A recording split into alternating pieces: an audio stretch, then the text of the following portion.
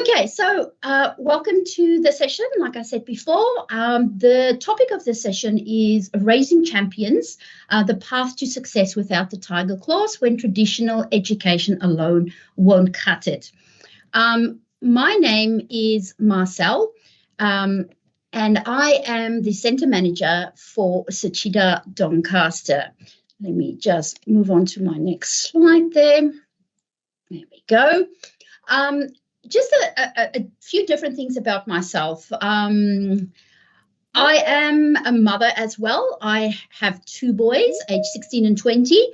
I am a manager, I'm a friend, I'm a teacher, a wife, but I'm also a student of life. And as parents, we all wear different hats.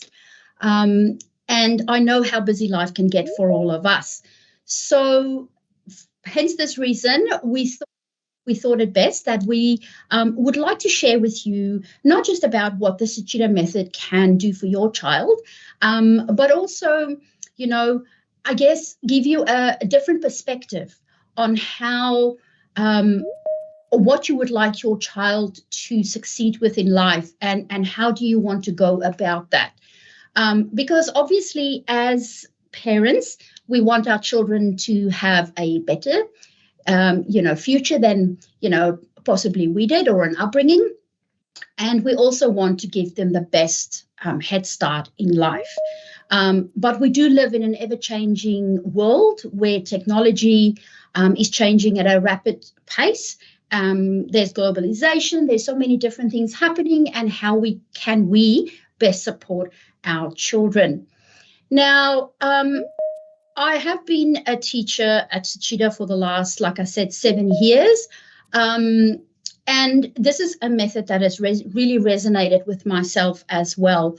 I do see the change in children from a very young age. And I have also come to understand how important it is to start from a very young age.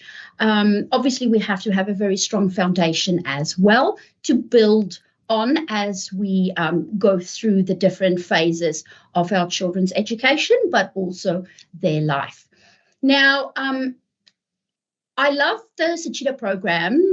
Just a quick background on that, because I do feel that it contributes to making an impactful contribution, to society, not just as in our direct community, but also as global citizens. The one thing I do love about the SHICHIDA Method is that it inspires growth, and so it has that growth mindset. That would be one of the qualities that a person that wants to succeed in life will definitely have. It's also a very nurturing environment. And when I say nurturing environment, it's a very small, intimate environment, not too many children in the class, but also obviously making sure that, we pay the attention, help and support you with their growth as our children are growing. Okay, so I would like to come back to a previous information session that we had. And maybe you joined us for this one as well a few months ago with our director of SHICHIDA, Charlene Lim. So what happens in the first 1,000 days of a child's life? And so you would know that this is basically, from the day that they are born until, at least, the golden period, 2 years of life. So we actually said and concluded in this particular session that what you do in the first 1,000 days of your child's life determines the advantage you can give your child, because it is known as the golden period or the sensitive period of development. This is where it's the critical part for brain development as well. And so during this time, neural networks are formed in the brain, and they are absorbing information like sponges. So I'm just going to, scan through this again, because today's session will actually link back to that as well. So be it if you may, this will be, what's happening after the 1,000 days? Where do we go from here?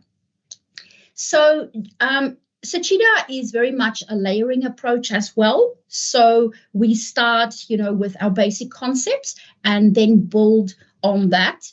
It's therefore also called a pattern education.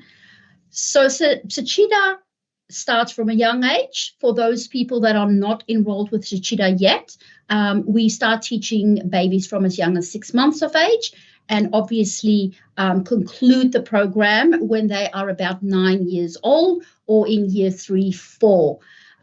It is seen as a whole brain method of training, and obviously we would love for parents and children alike to stay the whole duration of the program, because the primary program is like the culmination of the whole program, and that is where you see all that they have learned come out and come to life. So for people that are interested in going back and seeing what the first 1,000 days, the information session was all about, I've just put up here quickly a QR code. So if you have your phone with you right now, or you're not, viewing this on your phone, please take a picture of the QR code. And obviously that'll take you to the information session. But it was also talking about all the things that you desire for your child, what you would like initially to see in your child and for your child, that you want to see them thrive and excel. You want them to be curious. You want them to love learning, happiness above all. You want them to be self-motivated, of course. Of course, as parents, you want to give them that head start in life, a better life than me, just as I was saying previously. To be a good person, right, and contribute to society, but also have empathy and being a kind person and a generous person, resilient, not give up, keep trying, you fail, you get up again, you keep going, have a bright mind, be a leader, and of course, be a creative thinker and be successful ultimately. So this is where we pick up this information session, and I will, lead you into raising a champion session now. So let me ask you this. If you can type this into your chat quickly, what do you think the word champion, raising a champion, means? If I would be very appreciative if you keep typing there, and just let me know, what do you think that means? What is a champion? What does it look like to you? Is it, somebody who's just successful academically, somebody that makes a lot of money, somebody that drives, the cool car or the big house, or is it more than that? What does raising a champion mean to you? So thank you, for typing away there. I want to give you just my opinion of what I think raising a champion means. To me, it actually, as a parent, as an educator, it means that it is nurturing and supporting a child or someone to excel and succeed in their chosen field. Be that sport, academics, the arts, personal development, but it is with the goal of achieving that top performance or master a skill. It involves around qualities such as resilience, determination, discipline, integrity, empathy, leadership. And that's just to name a few. And how I think this, is achieved is by obviously providing support and guidance, resources, opportunities for growth, but at the same time fostering a positive mindset and obviously an environment that is conducive to success. So I guess if I should summarize what this means to me, it's about empowering individuals to realize their full potential and pursue their dreams, making meaningful contributions to their lives and to the world. I think it's not only about striving for excellence, but it is also about developing character and values and a sense of purpose, and then encouraging them to thrive in all aspects of life's, life's aspects. It's not just the one or the other, but it is a balanced approach. I asked you this question, and this question made you feel scared or anxious, then please bear with me, because we are going to shed some light on what the things are that you could possibly do to help your child from here on onwards. And if you are excited about your child's future, we are excited with you, and obviously we want to be there along the educational journey to help you and support you as best we can. So I quickly look at this beautiful, chart that we have here with all of the words on them. So maybe you have chosen some of these characteristics. We have, amazing characteristics here like resilience, self-confidence, a visionary, empathy, being ambitious, teamwork, somebody who can obviously work together in a team, kindness, being adaptable, optimism, motivated, goal-orientated, growth mindset, and leadership. Again, determination, curiosity, always also in there. I have to admit, when I was writing my information session, I looked, at this as my guideline as well. And I got really excited because I realized that as in SHICHIDA, we are actually already, helping to define all of these aspects of a child. We are covering all of these things already. And so I guess if, parents and teachers and educators, or educators and parents work together, we all have your child's best interest at heart. And I think we can create a whole different future for the next generation and for our children. Now, these words are not just characteristics that we hope to instill in our children, but it's also life skills. And this is where I want to focus on life skills, because life is always changing. Nothing stays the same. And we have to be adaptable. We have to be optimistic. We have to be determined, because life and all its challenges, it keeps on changing. You have to be resilient. If you don't succeed, what do? Do you just give up, or you get up and you try again? And again, that links back to that growth mindset as well. So I want you to have a look at these words and think about what applies to your children today. Do you recognize some of these words in your child? And which ones would you like for them to also, sort of work towards? Because it is something that can be learned through various ways, which I will talk about as well. But which kind of characteristics would you like to install in your children? Now, so the world is a very different place in 2024, I guess, than it was, pre-COVID, post-COVID, 10 years ago, maybe in the 90s when we were growing up, the 80s, the 70s. It's a very, very different place. And we all come from different educational systems.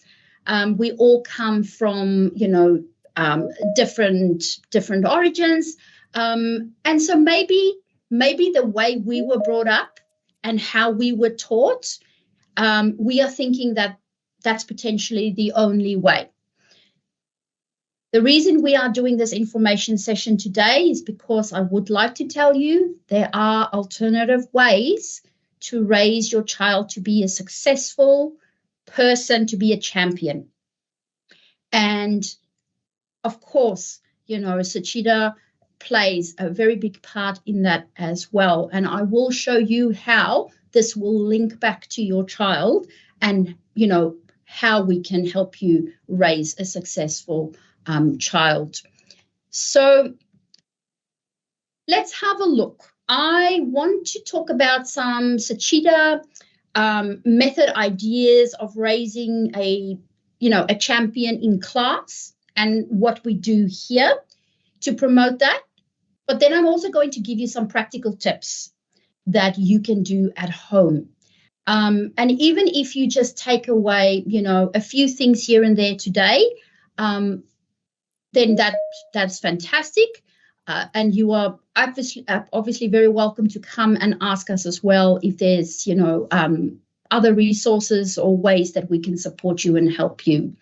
So we always believe at SHICHIDA that the parent is their child's first and best teacher. You know your child best. You see them all the time. You are their safe space. You are, there when they come home in the afternoon from school. You are there when you have to struggle in the evening, getting homework done, or in the morning when nobody wants to get up and you need to get to school. You are their first and best, teacher. And so with that in mind, I'd like to share some practical tips for you as well at home. So just before I do that, if I have to think about positive feelings or emotions associated with this phrase, then I obviously think of things like I mentioned before: growth, pride, joy, hope, inspiration, determination, hard work, gratitude, and effort. Now, I think this is really important to note that we all, for our children, desire a better life and a future. And we do this because we love them, we have hope for their future, and we are committed to their well-being and happiness. We want to raise successful individuals. It's a reflection of our innate desire to see the next generation thrive and succeed in a rapidly changing and challenging world. Okay, so let's talk about raising champions and the SHICHIDA interpretation of this. I just want you to have a quick read through this particular slide and just scan over it, because I'm going to go into detail now about some of the points here. So please stay tuned, don't go anywhere, because we are going to give you some hands-on tips as well. So in the context of the SHICHIDA learning method, we obviously want to raise champions being successful in a nurturing environment, but we are looking at their cognitive, emotional, and social qualities. Like I said, it is very much a balanced approach and a whole brain method approach. So let's look at some of these qualities. Let's start with the first one. Whole brain training. So in class, we actually focus on age-appropriate stimulation and materials. A child will never be in a class that is too advanced for them. It is, by their brain development, and that is why we always ask you their date of birth. Were they born premature? Because we want to make sure that they are in the correct age group. And also, it is a holistic education. So we do link the left and the right hemispheres of the brain. So there is that balance. What that means is it's not just an education where we solely focus on literacy and numeracy, but there's lots of other components that we focus on as well that the traditional school systems don't. And this is also where my session will link up today. What do we do differently than the traditional school system? So we believe at SHICHIDA that if you engage the hearts of children, you will engage their minds as well. Children, don't even know that they are learning, because when they are having fun, they are absorbing information. Very important to know as well that all our children learn in a different way.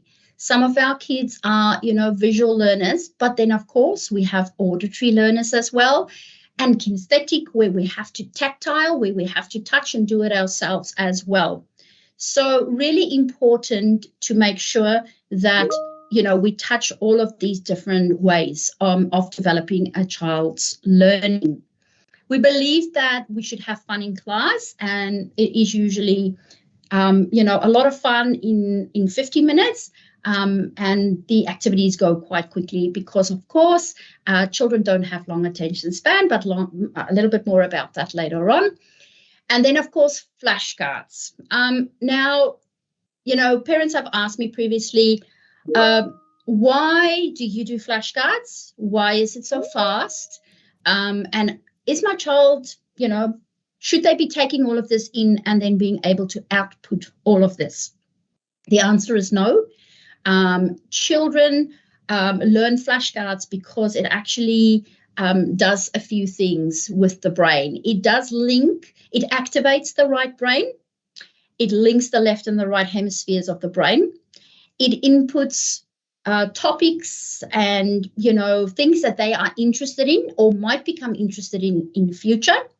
It teaches, vocabulary as well, because English might not be a first language in many of in our households. And it is an amazing, fun way to store a lot of mass information.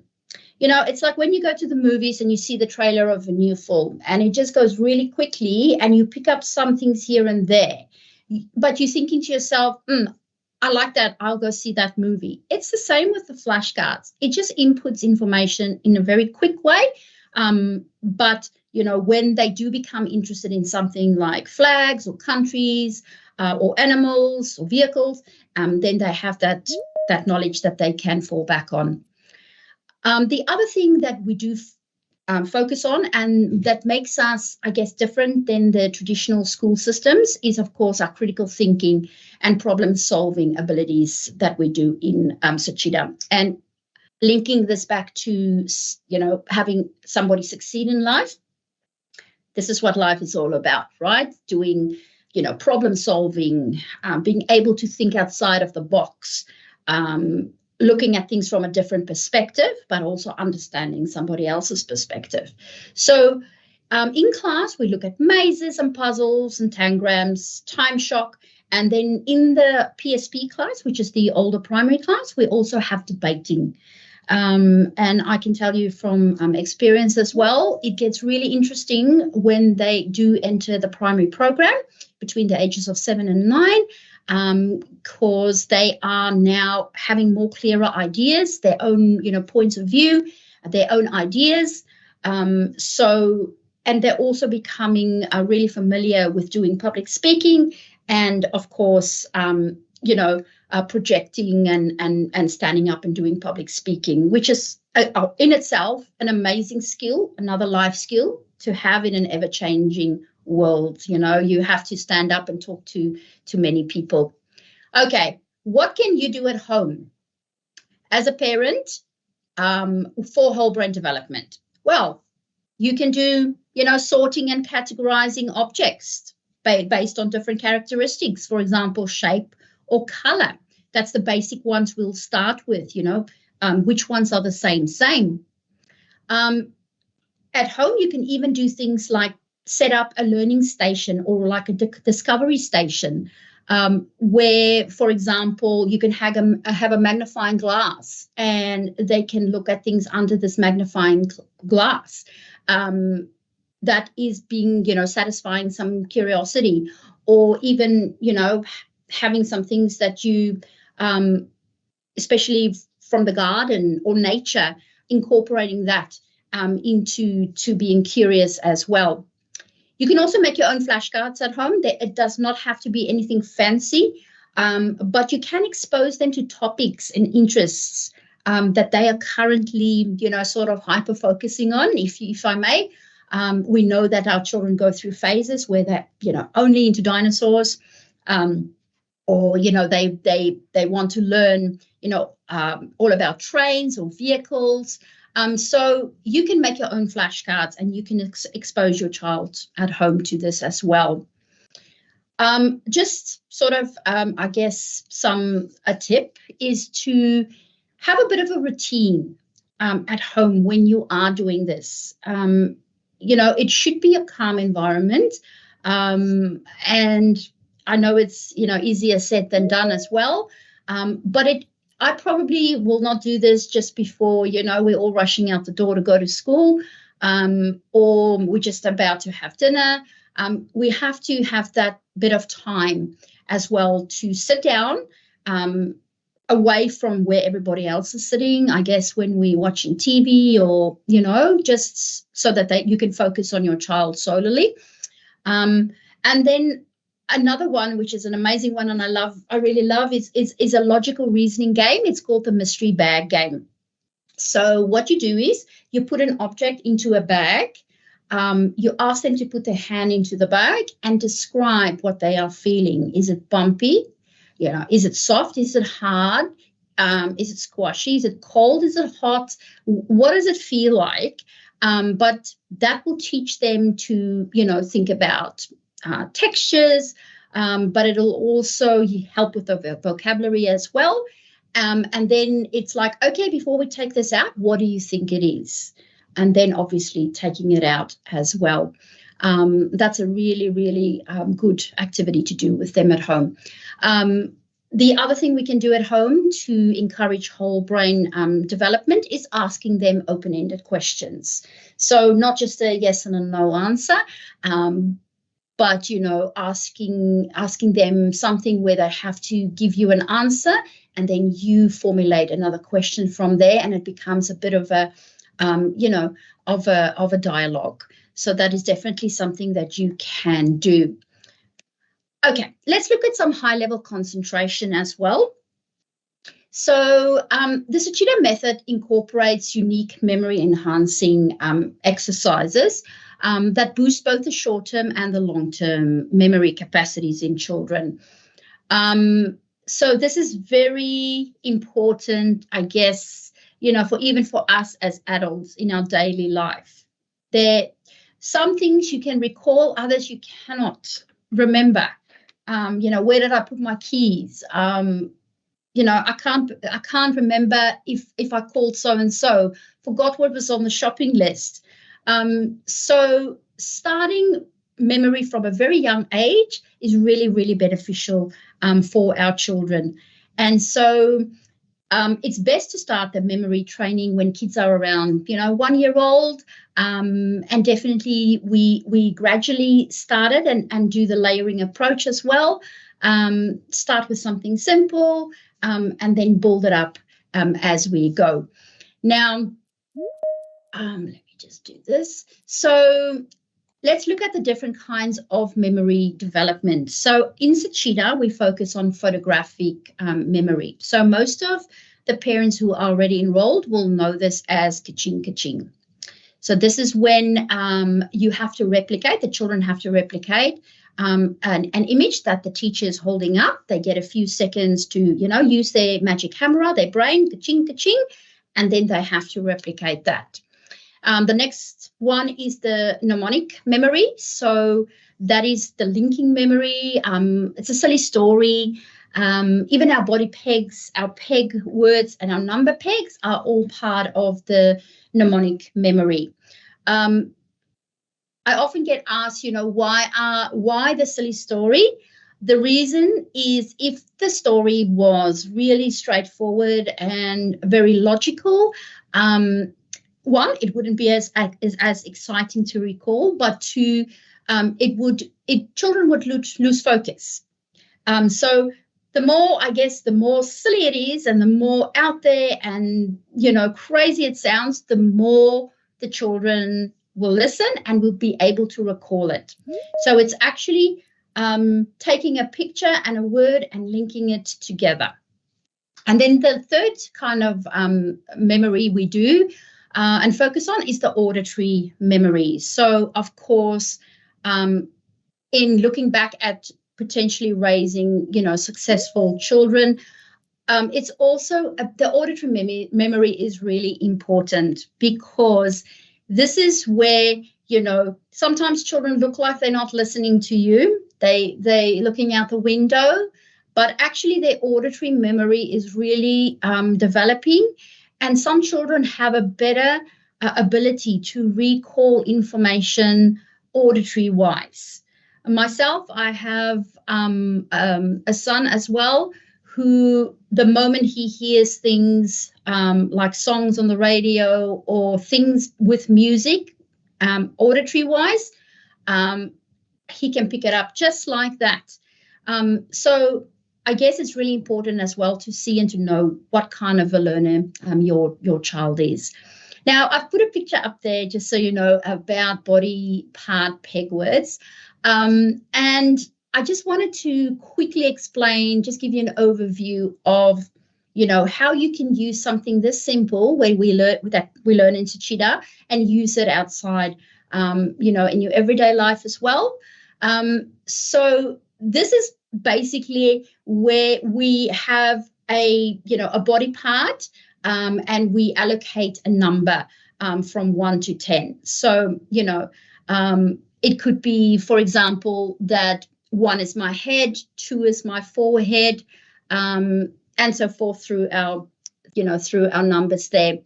But you can also then potentially link other things to it, like a grocery list, or something that you have to remember that you have to take with you when you leave the house. So, you can, when you say, I have to take, my phone, my handbag, food, you can all add a number to it and link it back together again. So this is something that we do start teaching, in the kinder program, and our kids do really, really well with grasping this concept. Now, concentration. And I know a lot of people ask, or say, my child can't concentrate. I'd like to tell you today, it's a learned skill. It is something that can be learned. You have to have patience. It will happen, but it is, every child is different. It does take time, but it is a mix of auditory, visual, and tactile tasks that will eventually help with building their concentration. The reason we build concentration at SHICHIDA is because we want to, especially later in life as well, or in the schooling, you want to reduce the stress, and the anxiety.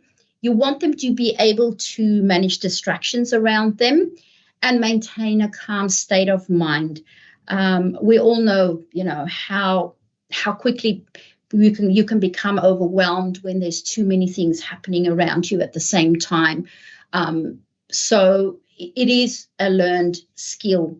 At SHICHIDA, we have the saying that your child's attention span is actually their age plus 1 minute. So think about your child. How old is your child? If your child is 2, it means that they can actually, sit there and focus and concentrate for something 3 minutes. That's not a lot of time. Hence the reason we go through activities quite quickly in class. So when we do activities at home, that I want to focus on next. When we do it at home, it's really important that we keep them nice and short, suited to your child's attention span. Don't do an activity that will make you sit there for ages and ages and then feel disappointed if they don't want to, participate or do the activity or run away or get bored, because their mind, they cannot focus that long. So keep it short, keep it fun, to the point. And I'm thinking about activities at home like classic card memory games, where you put the cards out, you have them pick a card up and, play that for however old they are, even if it's 3 minutes or 5 minutes. You can always come back to it and do it again. There's also an activity that you can do. It's called Beat the Drums. So it just means you can even do it on a table. You just tap out a rhythm, and they have to copy that. And that is actually working on their auditory memory as well. Then we have something called story chains. Now, story chains is I can start a story and I can put in a few sentences and then I stop and then I say to my child, okay, what happens next? You tell me the story.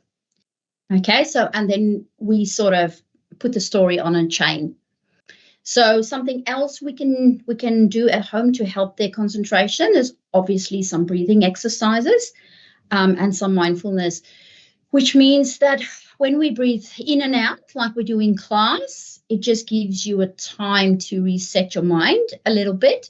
So, I do this in class as well with my older primary students. If it gets a bit too much, I'll just say, okay, pencils down, everybody, close your eyes. Just breathe out and breathe in, breathe out for 3 counts or so, and it just resets. So it's like a reset button. And then, of course, another activity that's really beneficial for developing high-level concentration is reading. So we can start with really basic books, and even if they want to keep on repeating the same book over and over and over, it's because it becomes familiar to them. They really, like the fact that they can predict the story. But you can also, ask them to recognize words if you can in there, or maybe you can ask them to retell the story to you in their own words. So there's lots of different ways that we can also do this at home. Okay, so let's look at another one. So positive mindset and confidence. So just remember, this is still all part of the philosophy that SHICHIDA has about raising champions. So I'm linking it again back to this. A positive mindset.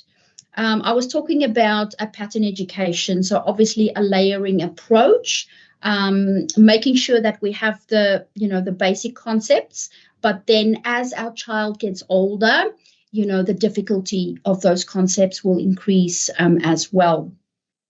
So we build on these concepts in a very systematic and sequential manner as well. And repetition is key. It is okay to want to build that same puzzle, 20 times. It's fine, because what's happening is it's building the confidence as well. They are becoming familiar with it. They are feeling very proud of themselves when they accomplish this, and it is happening faster and faster and quicker.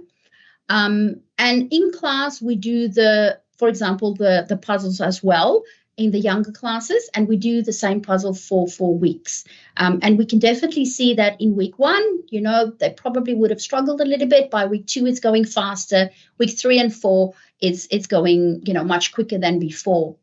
A puzzle is also a great tool to teach patience, not just, high coordination and problem solving tool, but also patience. It teaches patience. It will all lead to faster and better outcomes as well. Okay, so what can we do at home to sort of copy, what we've done in class to boost, I guess, this characteristic as well? So whatever we do at home, encourage the effort, not just the result or the outcome. Okay, again, if you give a young child, a puzzle that is way too advanced for them, they are going to feel overwhelmed and probably wouldn't finish the puzzle. And so maybe again, give them something that is adequate to their age development. Fine to put a timer on it. Say to them, we're just going to do this puzzle for 3 minutes. Let's see how quickly we can finish it. Then walk away, go do something else. So work with them, especially when our children are a little bit younger. It's really important to spend that time with them, and consider your child's strengths and preferences. Not all kids are similar, so some love building puzzles, others not so much. But it's also important to note that the children that don't love the puzzles so much, they will eventually get to like them. It just takes a little bit more time. So I guess, Maybe, don't think of it as my child doesn't like puzzles. Maybe think of it as my child just hasn't mastered puzzles yet, but it will happen in future. And then we use alpha wave music in the classes as well as a calming background music. You can do something similar at home as well, where you put on some alpha wave music. It's very conducive to brain activity and stimulating learning. So hence the reason we use alpha wave music in classes as well. Okay, so a love of learning. Again, SHICHIDA has the philosophy, when you engage the hearts of children, you engage their minds. So in an ever-changing world of, rapidly changing world, we want our children to have a love for learning and being able to master life challenges and, obstacles.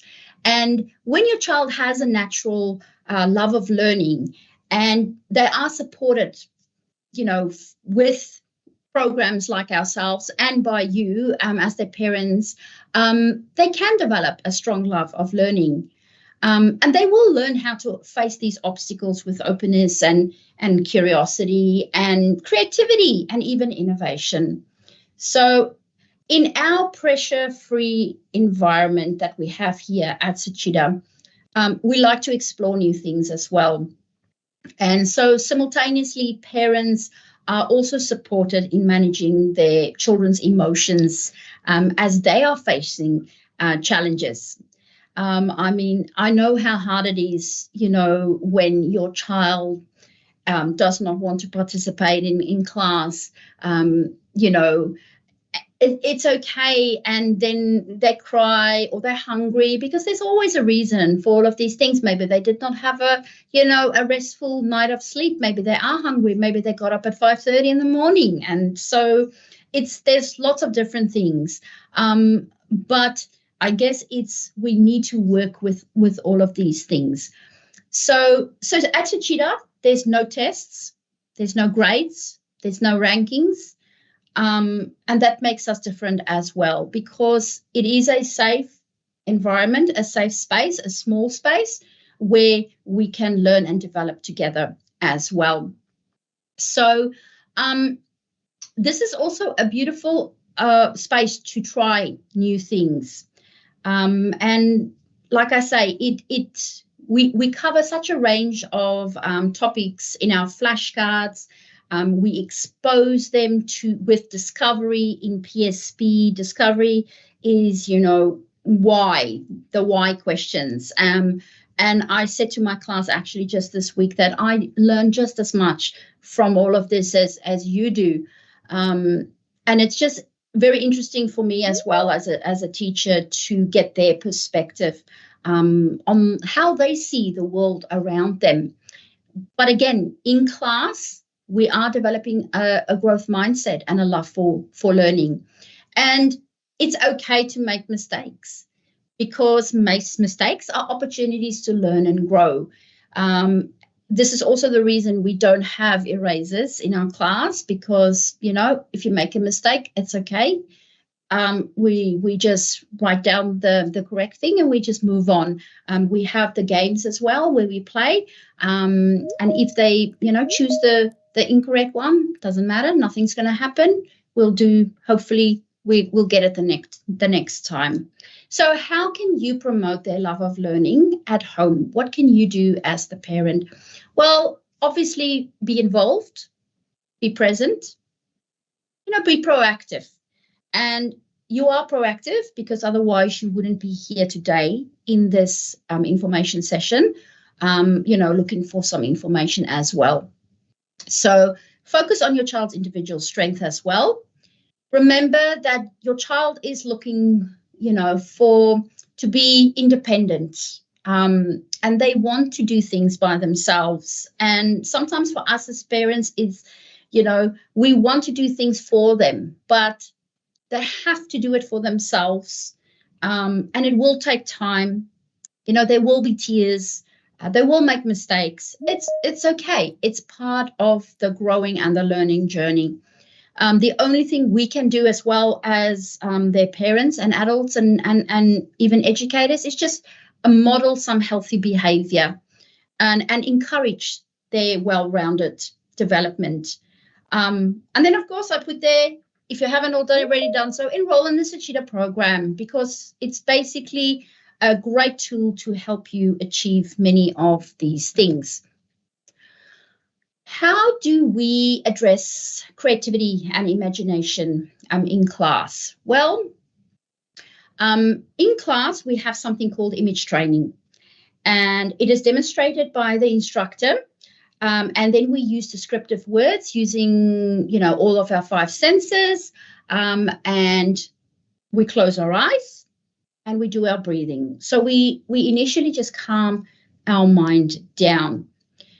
But this actually heightens the creativity and the visualization skills in children. For example, we would say to the primary class, envision and visualize that you are going to do public speaking in front of people. So close your eyes and let's go through that process. You're going to get on stage. You are going to be confident. You are going to, address the audience. You're going to remember every single word that you have written down, because they have visualized it and it's here, and they feel like, you have your notes, your backup already.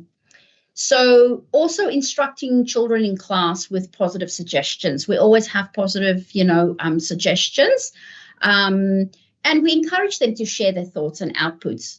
Perfectly fine if you have a child in class who does not want to speak yet and doesn't want to output ideas in class. I'm very sure that when you ask your child that same question in the car or when you're at home, they will be more than happy and willing to give you an answer. And it's just that, obviously they might be a little bit shy in class. So creativity and imagination, the benefits of that is that obviously it helps with cognitive development as well, enhances problem-solving abilities and critical thinking skills, which we know we need to be successful in different aspects of life. It cultivates empathy, boosting social skills, emotional intelligence. It sets clear goals of what you want to achieve so that you can visualize that as well. And it just helps you to navigate life with confidence, creativity, and a positive outlook. And some of the examples that we do in class is the Da Vinci mind map. So the Da Vinci mind map is actually, a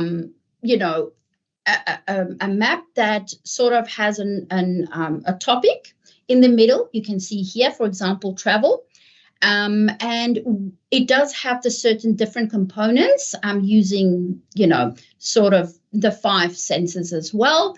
And it's like a brain, like a brain trust idea, kind of idea that you put down on paper, so that you can, when you do your creative writing, you already have your ideas written down. So this one we're looking at here is a little bit more advanced. This is one for the primary program. So once they've written down their basic ideas, they have to elaborate on those ones a little bit further as well. But it is about fostering creativity and innovation, and it helps the children to also think laterally as well. What can you do at home to, boost creativity and imagination? Well, something I said before is, encourage storytelling. Start with a story and then ask them to continue. That is always a really good way of making children think and being creative as well. Ask open-ended questions. Again, not just the, your yes and no questions, but also more about, tell me why you think so. And then, elaborate on those ones as well. And then children love to play pretend games. They love to play things like shops, or going to the doctor or having a tea party. That is part of cultivating their creativity, on their imagination as well. So the other thing, some more ideas for you at home is to where you can put in some, random cards with pictures on them, and then have your child pull one out and then basically describe what's happening on this picture. And then using sort of, why, how, when, how does this make you feel, and then encouraging them that way as well. Okay, which brings me to, I guess, part of what we want to talk about, because, like I said previously, a lot of us have been exposed to different kinds of education.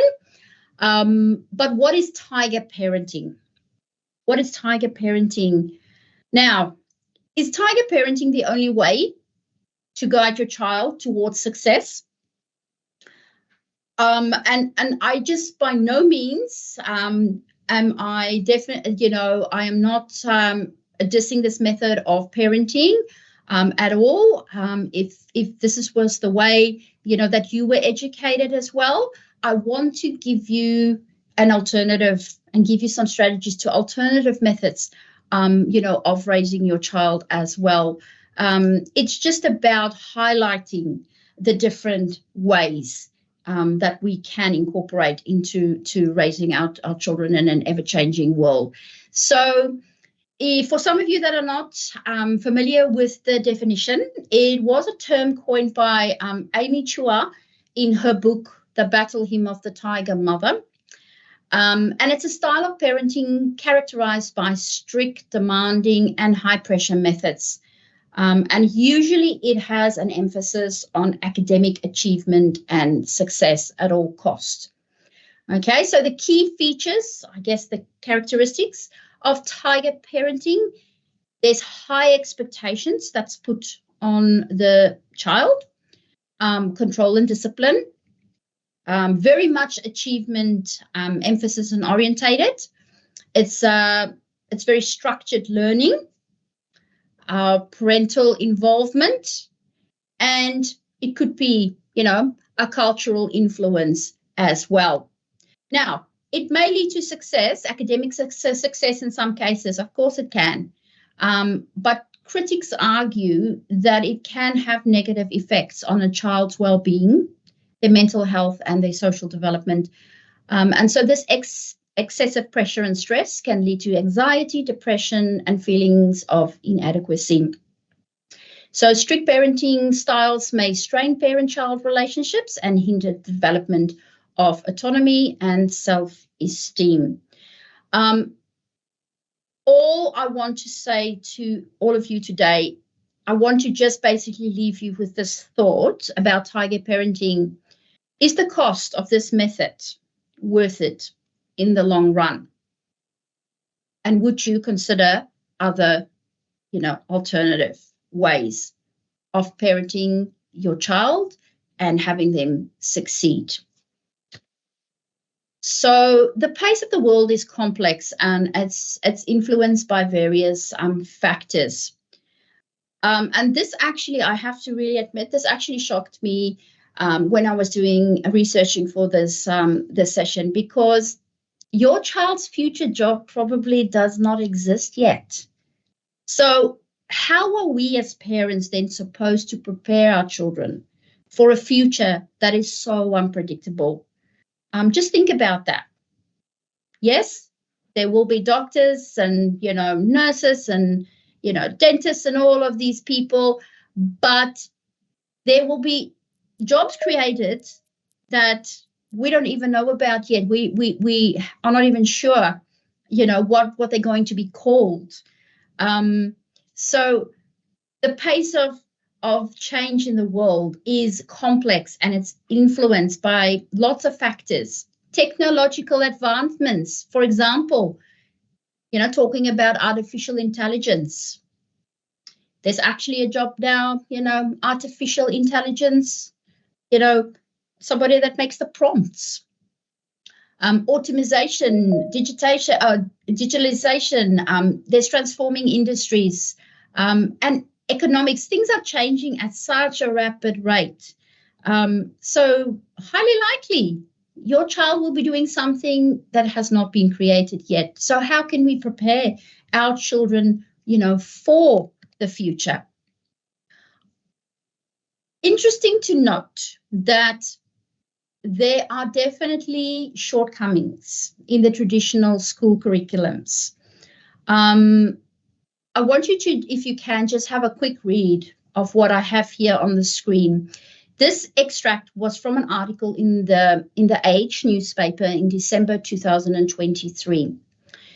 And it said that almost half of Australia's 15-year-old students are failing to achieve national standards in key areas of math, science, and reading. And that Australia is more than 4 years behind the world's top performing, jurisdiction in maths.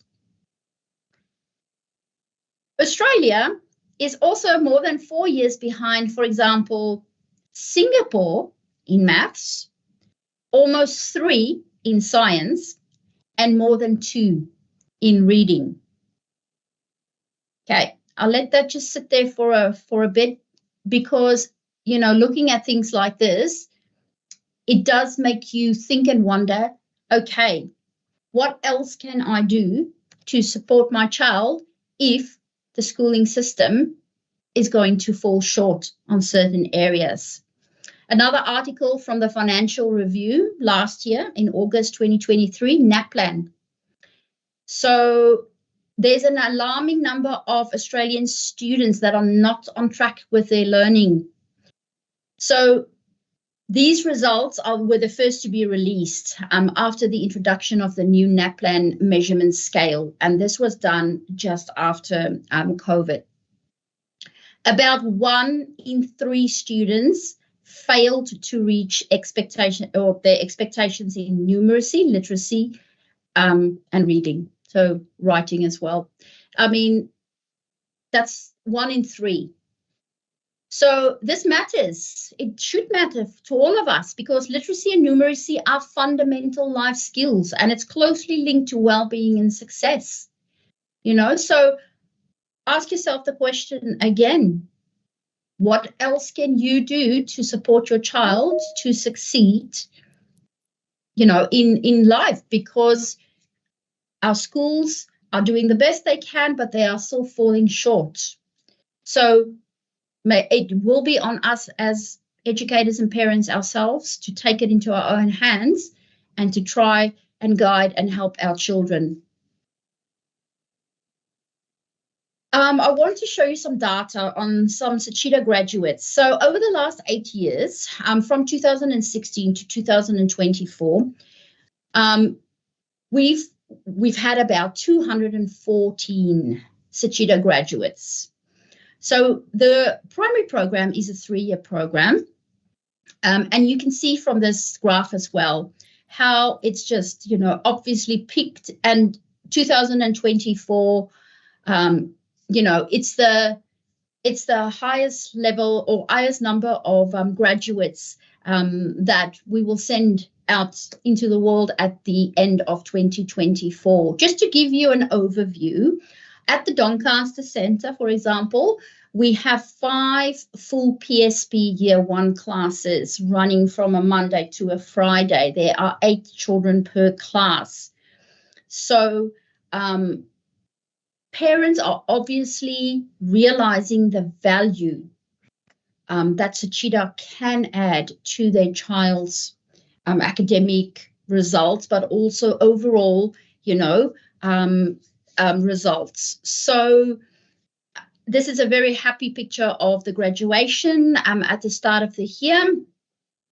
And let me just tell you, I am absolutely amazed by the time these children leave the primary program. It does feel like they are going into the world with the knowledge, a good foundation, solid foundation. They are definitely ticking most of those boxes for people that will and can succeed in life. And I'll come back to some case studies about this soon. So I'd just like to highlight, we have many students, but I would just like to highlight 2 case studies for you of our former SHICHIDA graduates, and, where are they now? So these are students that obviously completed the SHICHIDA program, from baby program up until a primary program, so 9 years. They have applied their skills in the world. They absolutely using their abilities to help others. They are encouraged to think about what inspires them. They have a great work ethic, a growth mindset, compassion, and self-awareness. And it all comes back again to, kind hearts, big dreams, full of talents. And we are indeed very, very proud of these students. If you want some more info on our SHICHIDA Kids in Action, some of our other children as well, they've appeared, on many programs, TV programs, and on news programs as well. And they've done incredible things to make a difference. So have a read through one of our graduates' resume up until now. Bear in mind that she is still in primary school. So it just shows you how much she's achieved already in such a very short period of time. Very accomplished if you look at it. She's a school captain this year in 2024, but she plays chess. She also has a 2nd Dan black belt in Taekwondo. She volunteers once a month to cook for the homeless. She's a cadet in the youth program with the St. John's Ambulance Services. She's learning musical instruments, so many different kinds of things. And then we've got another student of ours, Jacqueline. Jacqueline has been with us, from the beginning of the program, and she is 16 years old now. And if you have a read through her resume as well, I think you can agree with me that it's amazing. And she's only, they're only 16, 17 years old. And my goodness, what else can they do in the next 17 years and thereafter? So, very balanced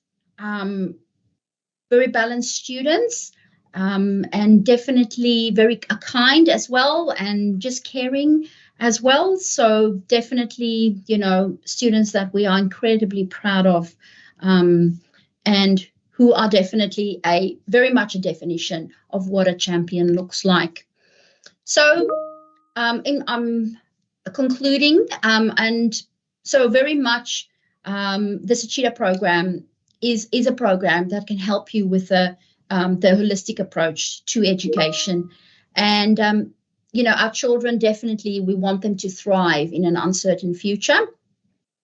And how we can do that is with all of these things that we've just gone through, emotional intelligence.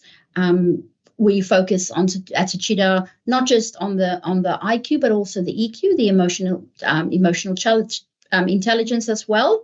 But we do get them ready for the future and what that may bring.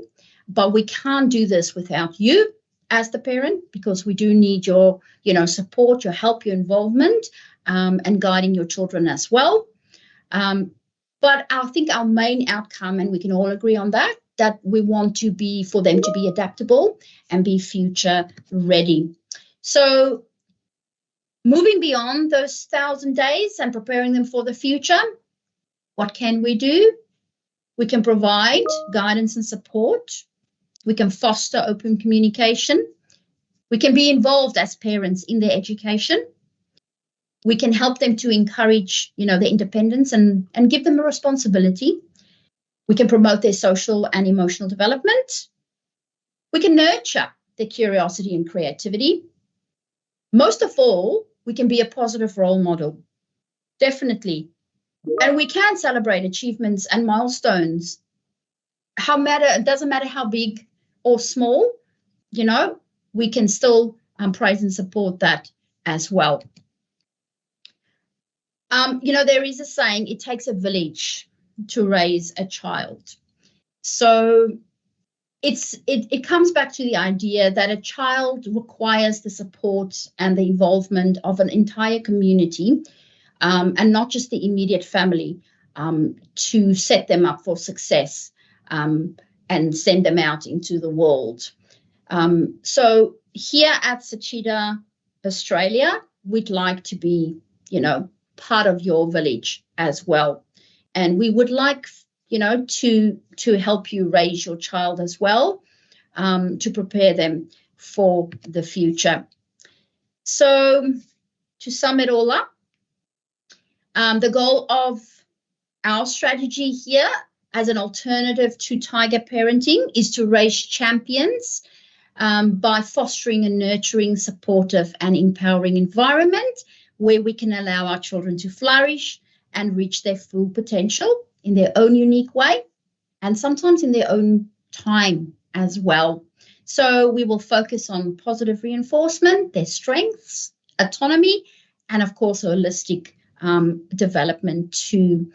So parents, you can help your children thrive without resorting to the pressures of tiger parenting.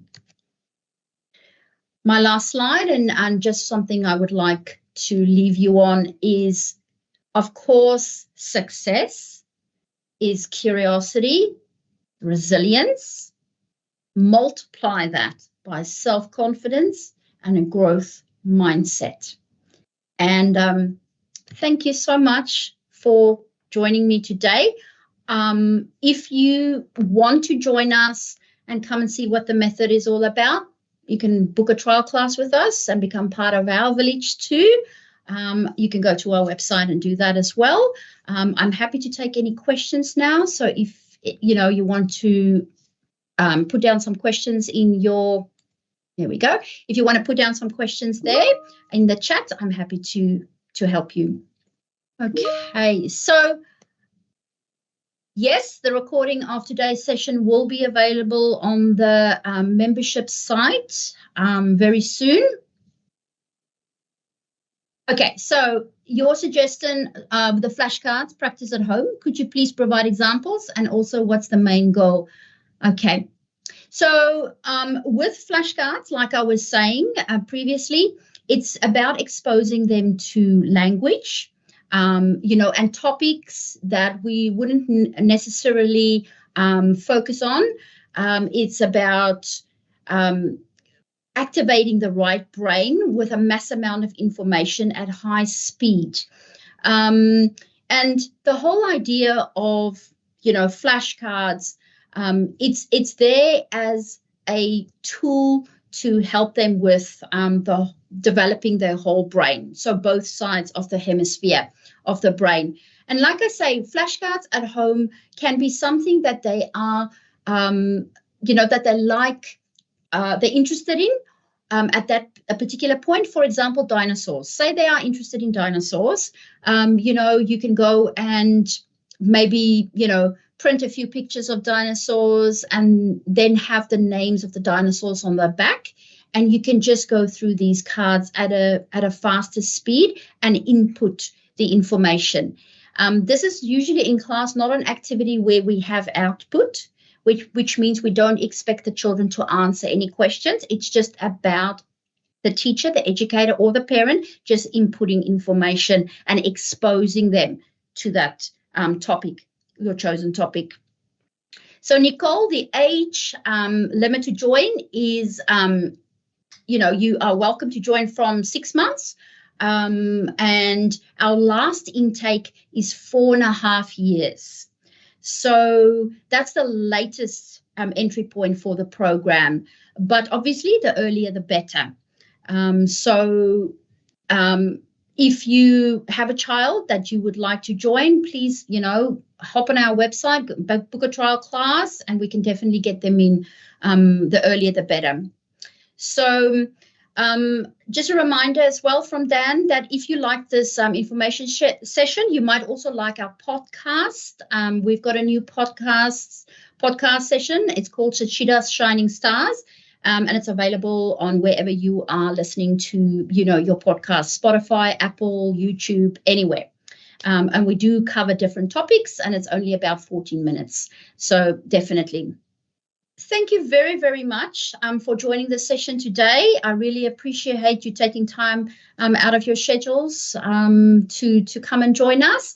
And definitely, like I say, please listen to our podcast. We're happy to see you at our next parent information session, or we're also happy to see you in our centres all across Australia. Have a great day, everybody, and thank you for your time today. Thank you. Take care.